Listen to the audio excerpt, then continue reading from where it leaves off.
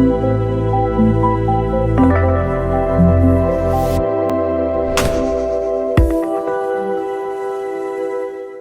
मालिक, acidity, gas, constipation और भी बहुत सारी डाइजेस्टिव प्रॉब्लम्स आजकल ये मान के चलो मोर देन 90% लोगों को ये प्रॉब्लम होती ही होती है। और एलोपैथी में कोई भी इलाज नहीं है। आयुर्वेद के चूर्ण जो है ना रोज खाते रहो, मतलब कोई ऐसा प्रॉपर ट्रीटमेंट मिलता नहीं है। मैं doctor Satya holistic life mission में आपका हार्दिक स्वागत करता हूं। और आज मैं जितनी भी डाइजेस्टिव प्रॉब्लम्स हैं उनका कारण क्या है, यानी कि उनकी जड़ क्या है, दूसरी बात उसका सही इलाज क्या है, आज मैं ये बताने वाला हूं आपको। तो सबसे पहले हम समझें कि ये डाइजेस्टिव प्रॉब्लम होती क्या है। जो डाइजेशन है हमारा, यानी कि जो भी कुछ भी खाते हैं पीते हैं आप, तो उसका पाचन होता है, डाइजेशन होता है। तो सबसे पहले मुंह में जब हम कुछ भी खाएंगे पिएंगे, वो हमारे मुंह से हमारे दांत उसको छोटा छोटा करते हैं, सलाइवा लार उसके साथ मिलती है और जीभ उसको मिक्स करती है और फिर वो अंदर जाता है फूड पाइप में। यहां पर ये पूरी फूड पाइप है और ये फूड पाइप से ये जाता है पेट के अंदर, स्टमक के अंदर, और पेट के अंदर जाकर वहां पर डाइजेशन होता है और फिर छोटी आंत में जाता है, फिर बड़ी आंत में जाता है और फिर जो है जितना भी जो न्यूट्रिएंट्स हैं, यानी कि अच्छा जो पदार्थ है जो बॉडी को चाहिए, वो अब्जॉर्ब कर लेती है बॉडी और बॉडी के अंदर चला जाता है। और इसमें आपका पैंक्रियाज, आपका लीवर, गॉल ब्लैडर इसको करने में मदद करते हैं। ये मैंने एक सिंपल आपको बताया कि एक पाचन तंत्र होता क्या है, यानी कि डाइजेस्टिव सिस्टम क्या होता है, ये मैंने सिंपल बताया। ठीक है, तो इसका मतलब हुआ, पाचन का मतलब क्या है, डाइजेशन का मतलब क्या है कि कुछ भी हम जो खाएंगे पिएंगे उसको छोटे छोटे पार्टिकल में डिवाइड करके बांट कर हमारी बॉडी को जहां कैल्शियम चाहिए वहां कैल्शियम मिल जाए, आयरन चाहिए वहां आयरन मिल जाए, जहां पर एनर्जी चाहिए वहां एनर्जी मिल जाए, जहां फैट चाहिए वहां फैट, और जहां मसल्स चाहिए, मांस चाहिए वहां मांस मिल जाए। इस पूरे जो प्रोसेस को है उसको हम बोलते हैं डाइजेशन। इस डाइजेशन में अगर आप देखेंगे कि हमारे को जो बेसिक रिक्वायरमेंट होती है, कुछ टाइप्स हैं फूड की टाइप्स, उनको कुछ भाग में बांटा गया है। एक वो फूड है जिसको हम बोलते हैं कार्बोहाइड्रेट्स, यानी कि अनाज। कार्बोहाइड्रेट्स क्या है, जैसे गेहूं, चावल, जौ, बाजरा, ये जो है ये सब कार्बोहाइड्रेट्स हैं। फिर दूसरा आता है प्रोटीन। प्रोटीन क्या है, जिसके अंदर जैसे दालें हैं, दूध है या मांस है, ये सब क्या है, प्रोटीन्स हैं। फिर आता है फैट, यानी कि ऑयल और घी। ठीक है, तो जैसे भैंस का घी है, गाय का घी है, या फिर और जैसे दूध है, अलग अलग जानवर का दूध होता है। फिर ऑयल होते हैं, चाहे वो प्लांट बेस्ड ऑयल हो, एनिमल बेस्ड हो, ये ऑयल्स जो होते हैं, या हर जो अनाज है उससे भी ऑयल निकाला जा सकता है। तो ऑयल्स ये फैट की कैटेगरी में आते हैं। फिर चौथी चीज आती है विटामिन्स एंड मिनरल्स, जो हमारी बॉडी को रिक्वायरमेंट होती है। ज्यादातर सब्जियों से और फ्रूट से हमें विटामिन्स, मिनरल्स, एंटीऑक्सीडेंट्स ये मिलते हैं। पांचवी चीज जो होती है पानी, वाटर, यानी कि हमारी बॉडी में 70% पानी ही है, तो पानी की रिक्वायरमेंट होती है। अब ये 5 चीजें तो मेन हो गई। एक चीज है ऑक्सीजन, जो हम नाक से श्वास जो हमारे अंदर जा रही है उससे ऑक्सीजन अंदर जाती है। ये सारी चीजें मिलके डाइजेशन करती है और उस डाइजेशन के प्रोसेस से, यानी कि पाचन होता है, जब हम ये चीजें खाएंगे तो अंदर बर्निंग होती है ऑक्सीजन जलाती है और उस बर्निंग के माध्यम से हमें एनर्जी मिलती है, यानी कि शक्ति मिलती है जिससे हम चलते हैं। अब दूसरी बात, ये सारे जो न्यूट्रिएंट्स हैं, जैसे मान लो हमें हड्डियों को कैल्शियम चाहिए, फास्फोरस चाहिए, दांतों को कैल्शियम चाहिए, फास्फोरस चाहिए, सल्फर चाहिए, हमारे ब्लड को आयरन चाहिए, हमारे जो तंत्रिका तंत्र है, नर्वस सिस्टम है, उसको सोडियम चाहिए, पोटेशियम चाहिए, ब्लड को पोटेशियम चाहिए, यानी कि अलग अलग अगर हम देखेंगे, ठीक है, कहीं मैग्नीशियम, कहीं कैल्शियम, कहीं आयरन, कहीं ऑक्सीजन, कार्बन, ये सारे एलिमेंट्स की, तत्वों की हमें शरीर को जरूरत है। लेकिन वो तत्व हमें तब तक नहीं मिल सकते जब तक भोजन का पाचन नहीं होगा। तो पाचन होकर जो है ना हमें ये मिलेंगे। अब पाचन क्या का मतलब क्या हुआ, उसको छोटे छोटे भाग में डिवाइड कर दिया, बांट दिया, और जहां जरूरत है ब्लड के माध्यम से वो हमें मिल जाएंगे। मैंने देखो ये एक सिंपल भाषा में आपको समझाया है, मैं इसको जो है ना बहुत ज्यादा साइंटिफिक नहीं, एक साधारण आदमी कैसे समझ सकता है वो मैं समझाने की कोशिश कर रहा हूं। तो ये जो है ना सारा प्रोसेस है। अब क्या होगा, जब ये डाइजेशन होगा, पहले माउथ में होगा, फिर स्टमक में होगा, फिर छोटी आंत में होगा। अब छोटी आंत से क्या है, वो चूसना शुरू कर देती है, अब्जॉर्ब करना शुरू कर देती है न्यूट्रिएंट्स को, और वो ब्लड में पहुंचा देती है। दूसरी बात, उसके बाद बड़ी आंत पानी को चूस लेती है, तो ये वो फिर किडनी में जाकर पानी फिल्टर हो जाता है, तो जितने न्यूट्रिएंट्स हैं वो सब ब्लड में चले जाते हैं। अब इसके बाद भी अगर कुछ बच गया, वेस्ट मटेरियल जो बच जाता है, फाइबर जो बच जाता है, वो स्टूल के माध्यम से हमारी गुदा के थ्रू, एनस के थ्रू बाहर निकल जाता है, कुछ यूरिन के माध्यम से जो है ना बाहर निकल जाता है, और जो काम का है वो सारी ब्लड के माध्यम से पूरी बॉडी में पहुंच जाता है। ये सिंपल सा प्रिंसिपल है। अब इसका मैं बहुत डिटेल में नहीं जाऊंगा, फिर कभी कोई वीडियो हम बनाएंगे इसके लिए, डिटेल के लिए, जिसमें सिर्फ डाइजेशन के प्रोसेस को समझाएंगे, लेकिन एक साधारण आदमी के लिए इतना बहुत है। अब सबसे बड़ी दिक्कत अब क्या होता है, जब इस डाइजेशन में कुछ फॉल्ट आते हैं, कोई दिक्कत आती है, तो हमारे जो है न्यूट्रिएंट्स हमारी बॉडी को नहीं मिल पाते, या तो पहली जो है मान लो डेफिशिएंसी, अगर कमी आ गई, मान लो जो भोजन हम ले रहे हैं उसमें वो न्यूट्रिएंट है ही नहीं, तो कमी आ गई, तो बॉडी के किसी भी हिस्से में किसी भी न्यूट्रिएंट की या तत्व की कमी आ जाती है तो वो खराब हो जाता है। जैसे मान लो कैल्शियम नहीं मिल पा रहा है तो हड्डियों में कमजोरी आ जाएगी, आयरन नहीं मिल पा रहा है तो ब्लड में जो है ना हीमोग्लोबिन की कमी आ जाएगी। इस तरीके से बॉडी के हर पार्ट को जो न्यूट्रिएंट चाहिए वो अगर नहीं मिलते हैं तो उसमें दिक्कत आनी शुरू हो जाती है, और जब दिक्कत आती है तो बीमारी होनी शुरू हो जाती है।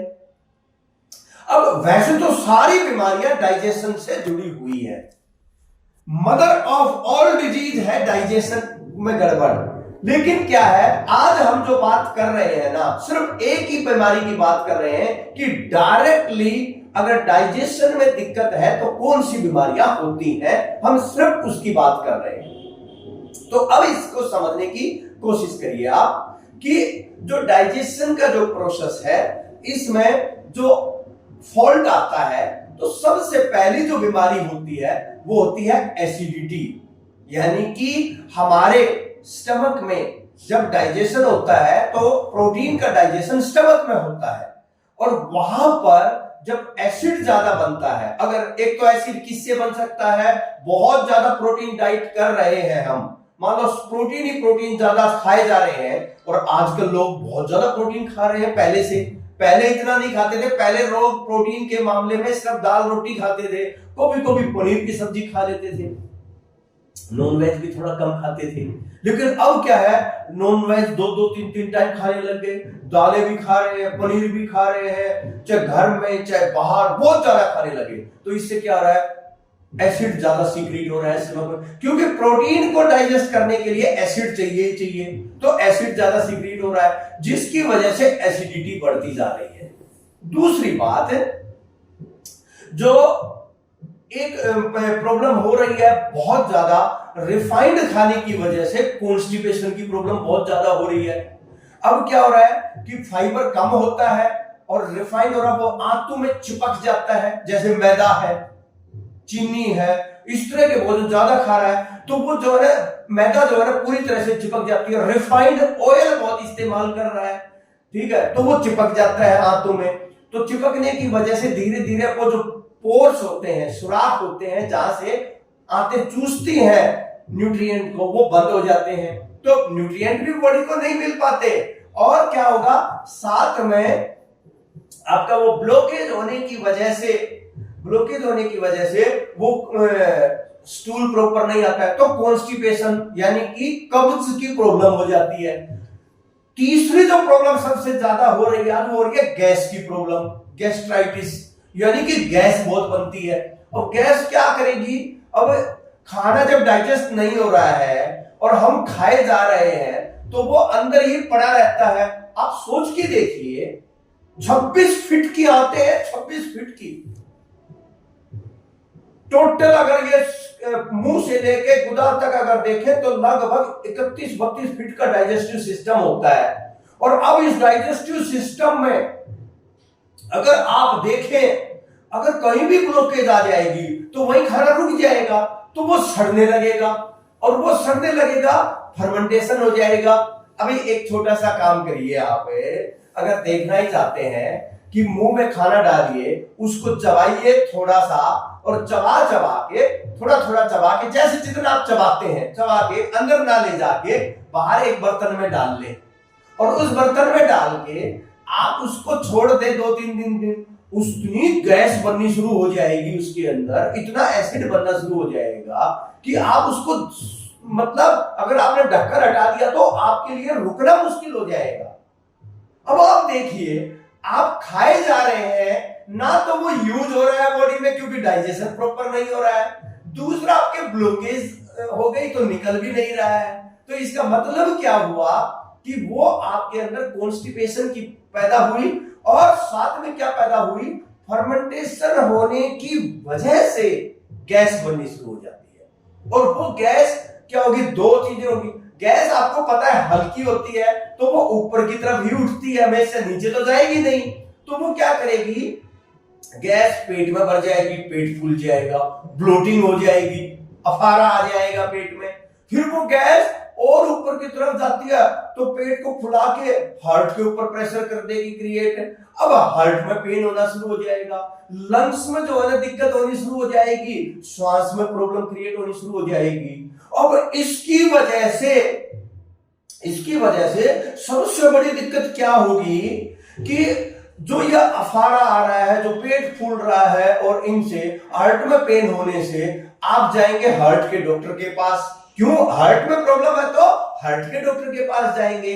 अब वहां पर जा रहे हैं तो वो क्या करता है, सीधा जो है ना आपका टेस्ट करवाएगा, और आपका जब टेस्ट करवाएगा ब्लॉकेज मिलेंगी। ब्लॉकेज सबके ही होती है, थोड़ी बहुत है, वो कहेगा जी ब्लॉकेज है, वो आपका जो ना स्टंट डाल देगा। क्यों, क्योंकि उसने पढ़ाई किसकी पढ़ी है, इसी चीज की पढ़ी है।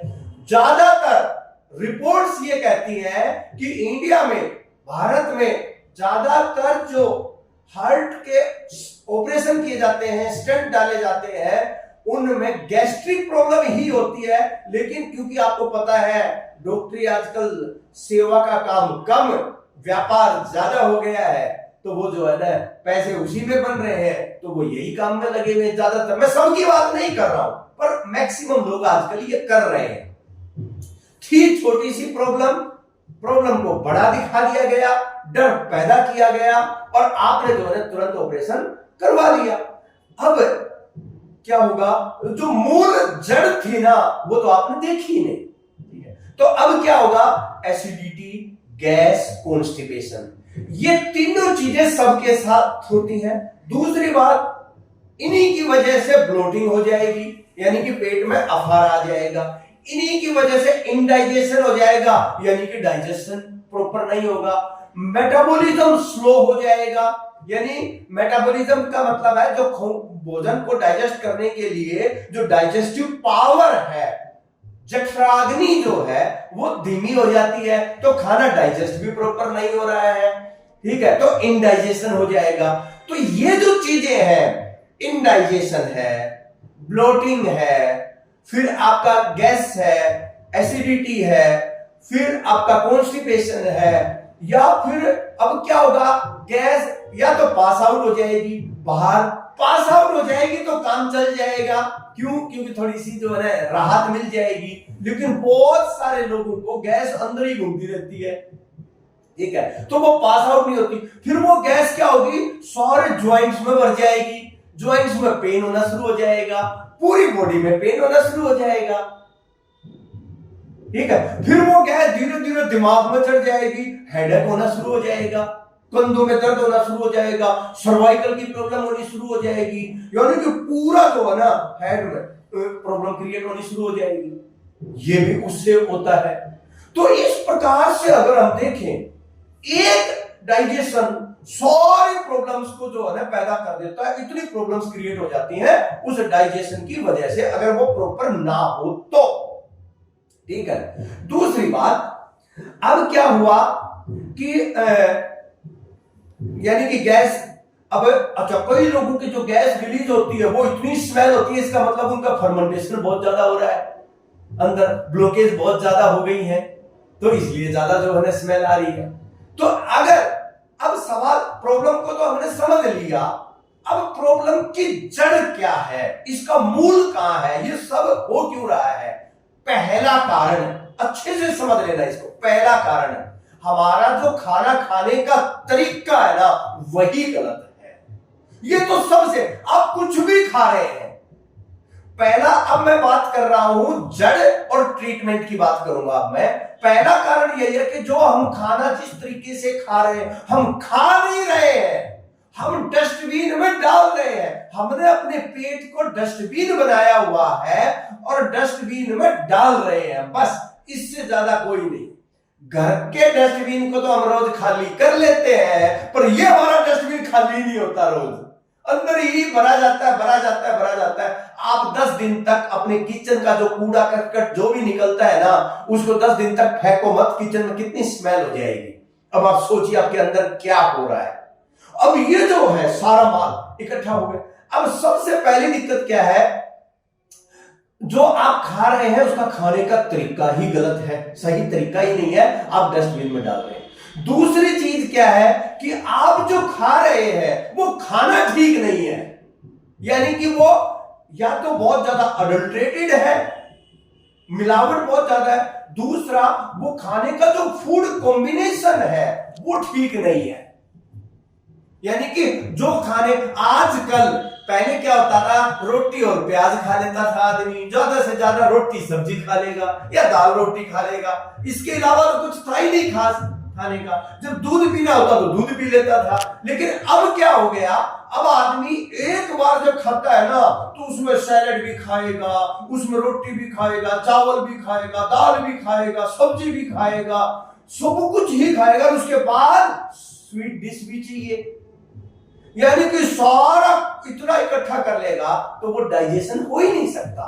ये सबसे बड़ी प्रॉब्लम। फिर इसके बाद और प्रॉब्लम क्या है, इन सारी प्रॉब्लम्स से भी बड़ी प्रॉब्लम है हमारी अपनी प्रकृति।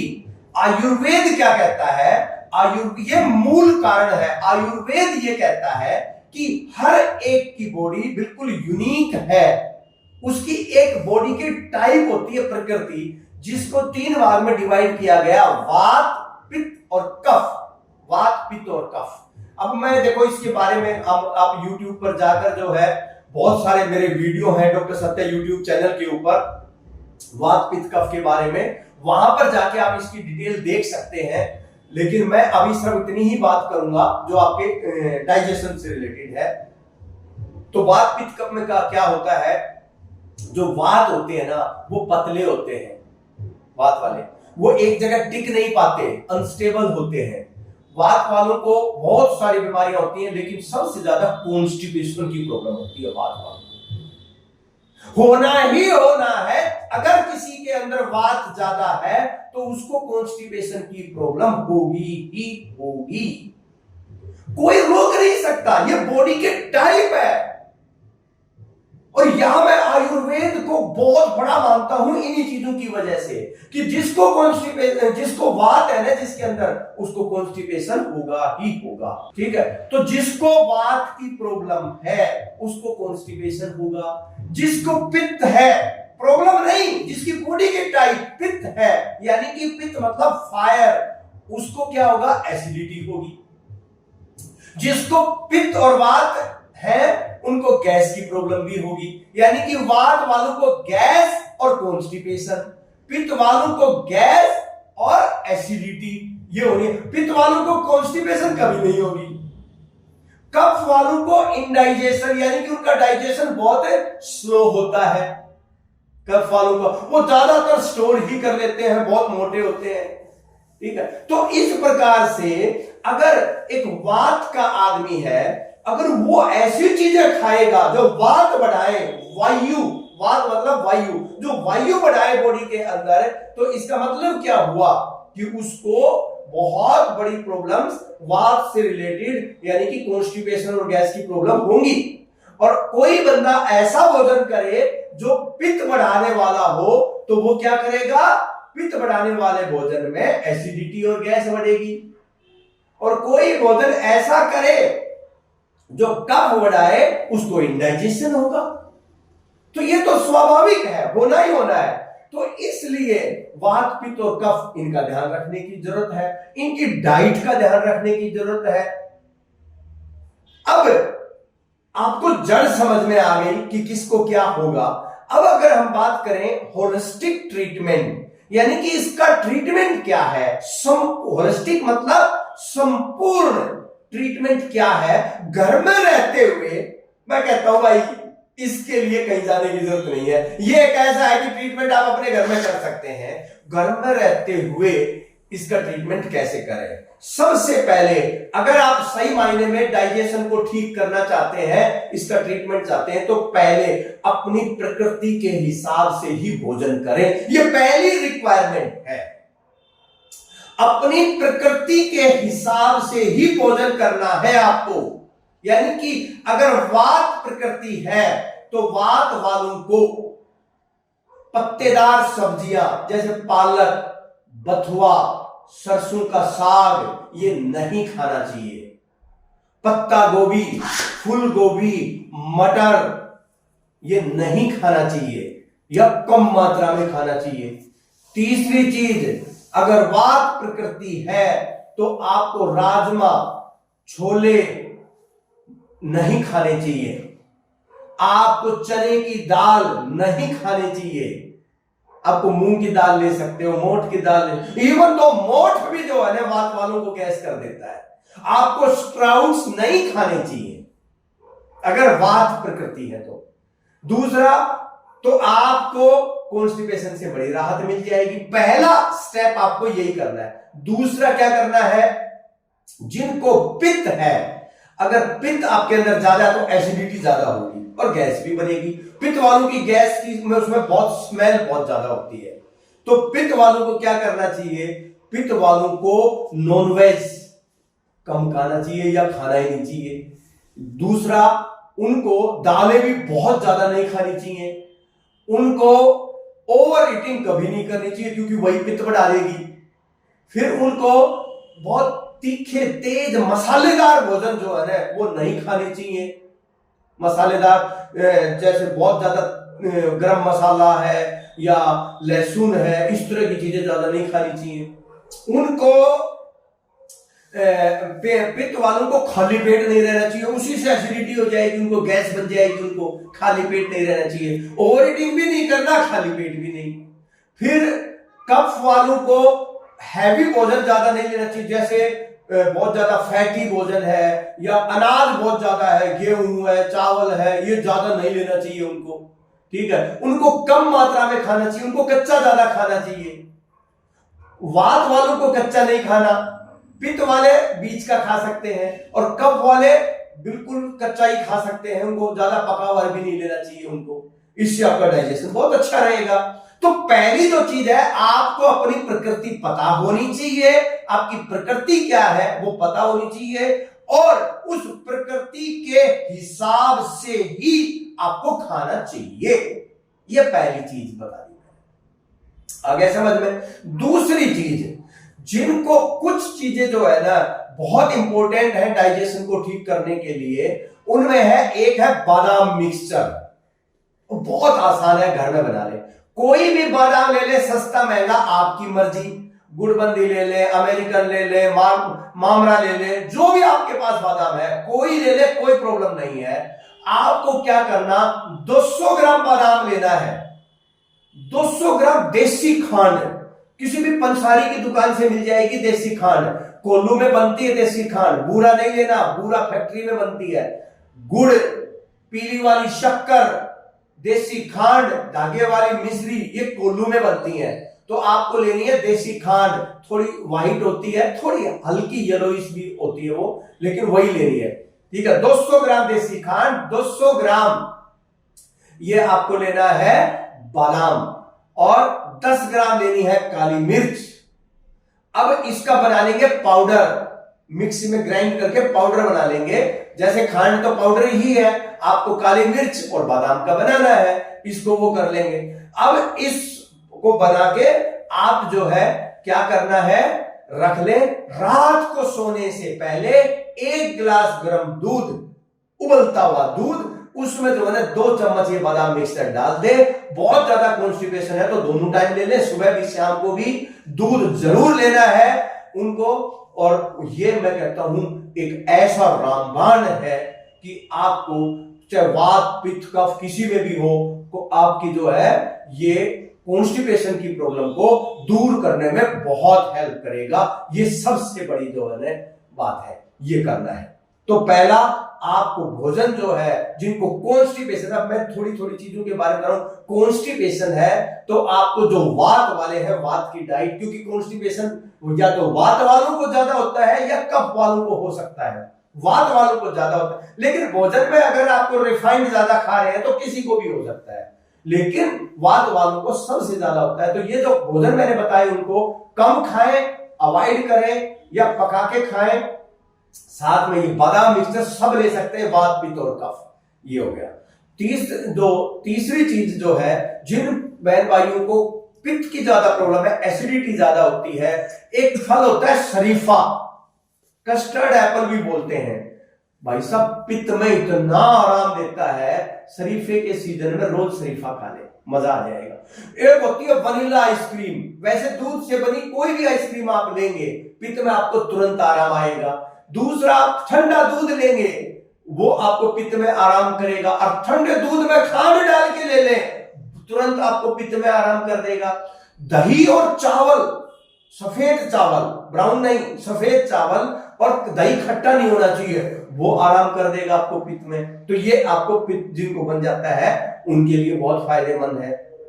फिर आता है आपका जिनको ये हो गया गैस ज्यादा बन रही है। भाई गैस का तो एक ही इलाज है कि जिनको वात है वात का भोजन खाए, पित्त है पित्त का भोजन खाए, और कफ है कफ का भोजन खाए, गैस आपको बनेगी ही नहीं। दूसरी बात, एक जो आपको काम करना है, जो खाना में आधी प्रॉब्लम तो आपकी डाइजेशन की ठीक हो जाएगी सिर्फ एक काम करने से, और वो सुपर प्रिंसिपल है कि जब मुंह में खाना डालें तो छोटा बाइट लें, बड़ा ना लें, मल्टीपल आइटम कम लें। ऐसा नहीं है दाल भी ले लिया, पनीर भी ले लिया और साथ में दही भी, और एक बाइट आधी रोटी का बनाया और मुंह में डाल दिया, बिल्कुल भी ना करें ऐसा। आप जब भी खाना खाएं कोशिश करें कि एक बार में ज्यादा से ज्यादा दाल अगर हो गई या सब्जी, ग्रीन कोई वेजिटेबल हो गई, और रोटी हो गई, ऐसे रोटी और चावल कभी भी इकट्ठा ना खाएं। और मुंह में डालने के बाद बिल्कुल आराम से शांति से बैठ जाए और उसको इतना चबाएं, इतना चबाएं, इतना चबाएं कि वो पानी बन जाए मुंह में। पानी बनने के बाद अपने आप अंदर जाए। आपका डाइजेशन कभी खराब नहीं हो सकता। एसिडिटी, गैस, कॉन्स्टिपेशन कभी हो ही नहीं सकती, होगी तो ठीक हो जाएगी। आज ही ये प्रिंसिपल कर दे, 1 रुपए खर्चा नहीं आना आपका। खूब चबा चबा कर खाए जब तक पानी नहीं बन जाए, अंदर नहीं लेकर जाए।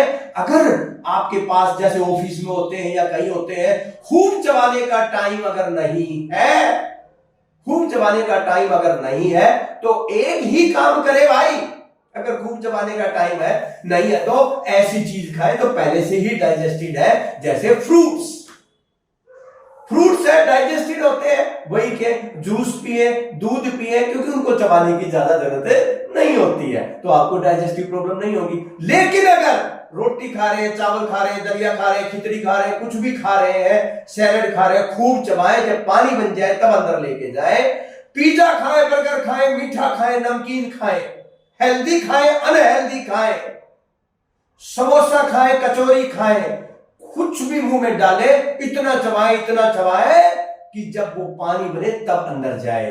दूसरा, हर 2-3 घंटे में थोड़ा थोड़ा खाएं, हर 2-3 घंटे में थोड़ा थोड़ा खाना है, ज्यादा नहीं खाना, ओवर ईटिंग नहीं करनी। तीसरी चीज, पानी जो है ना 10 से 12 ग्लास डेली नियम से पिए, चाहे सर्दी हो चाहे गर्मी, पानी की बोतल हमेशा साथ रखें।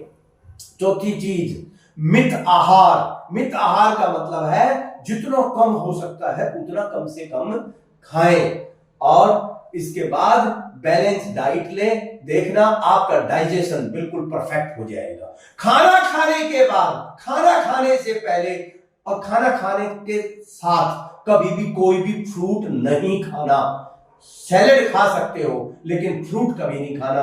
दूध हमेशा अकेला पीना है, दूध कभी किसी भी मील के साथ नहीं लेना। कभी कभी खीर खा लिया वो एक अलग बात है, दलिया में कभी दूध डाल लिया अलग बात है, लेकिन दूध हमेशा अलग लेना चाहिए खाने के साथ। दूध बहुत सारे लोग जो है जैसे रेस्टोरेंट में या कहीं भी जो है ना आजकल एक ट्रेंड सा हो गया है, कोल्ड ड्रिंक का, दूध का साथ साथ खाने के पीते हैं, वो भी अवॉइड करें। पानी जो है ना हमेशा खाना खाने से आधे से 1 घंटे पहले, खाना खाने के दौरान बिल्कुल भी ना पिए, और खाना खाने के 1 घंटे बाद ही पानी पिए, नहीं तो डाइजेशन कभी ठीक हो ही नहीं सकता। तो पानी का भी ये ध्यान आपको रखने की जरूरत है। अगर आप ये छोटे छोटे नियम ध्यान में रखेंगे तो आपका डाइजेशन बहुत अच्छा हो जाएगा। एक मैंने चीज देखी है डाइजेशन में बहुत हेल्प करता है, स्पेशली वात और पित्त वालों के लिए तो रामबाण है, लेकिन सब के लिए ही है, वो है मड थेरेपी, मिट्टी का पैक।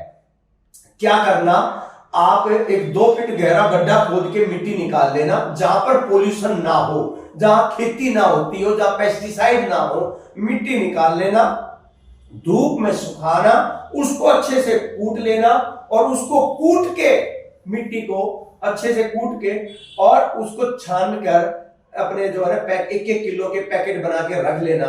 और जब भी मिट्टी का जो है कुछ दिन, 5 दिन 10 दिन ज्यादा दिन को प्रॉब्लम है, वो मिट्टी को पानी में भिगोया, अच्छे से आटे की तरह गूंद लिया, और एक ट्रे में लेयर बनाई, और उस लेयर को बनाकर पेट के ऊपर लगा लिया, और पेट के ऊपर लगाकर जो है आधा घंटा 25 से 30 मिनट लगा के रखना है। खाली पेट लगाना है, 2 घंटे खाली पेट लगाने, हटाने के बाद इमीडिएटली खा ले, कोई दिक्कत नहीं है।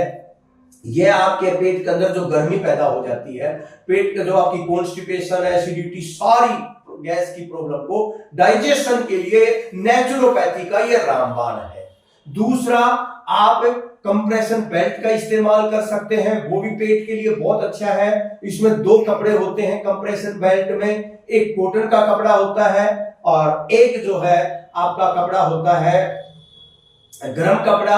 कॉटन के कपड़े को पानी में भिगोया, निचोड़ दिया, पेट को अंदर खींच के बांध लिया, उसके ऊपर गर्म कपड़ा बांध लिया, ठीक है। तो इसके लिए भी YouTube के ऊपर मेरा वीडियो मिल जाएगा, compress hot cold compression belt के ऊपर, वहां पर इसकी डिटेल देख सकते हैं कैसे यूज करते हैं। ये घर में भी बनाया जा सकता है, नहीं तो किसी भी नेचुरोपैथी सेंटर से भी लिया जा सकता है। ये जो है ना आप करें। दूसरा, एक है ना डॉक्टर सत्या हर्बल टी होती है, जिनको वात और पित्त कफ की प्रॉब्लम है, पित्त बहुत ज्यादा है तो पित्त में काम नहीं करेगी, उसके लिए पित्त टी करेगी, उनके लिए ये एक रामबाण की तरह काम करती है। कई लोगों की कॉन्स्टिपेशन, गैस की प्रॉब्लम सिर्फ ये डॉक्टर सत्या हर्बल टी लेने से ही ठीक हो जाती है। तो 2 से 3 कप ले लें, ये इम्यूनिटी को भी बढ़ाती है, आपको सारी बीमारियों से दूर रखती है, तो ये भी आप कर सकते हैं। तो अगर ये उपाय जो मैंने बताए हैं, जो कि ज्यादातर आप घर में बहुत आसानी से कर सकते हैं, तो आप इससे जो है पूरी तरह से अपने गैस्ट्रिक एसिडिटी, गैस, कॉन्स्टिपेशन की सारी प्रॉब्लम्स को जड़ से ठीक कर सकते हैं।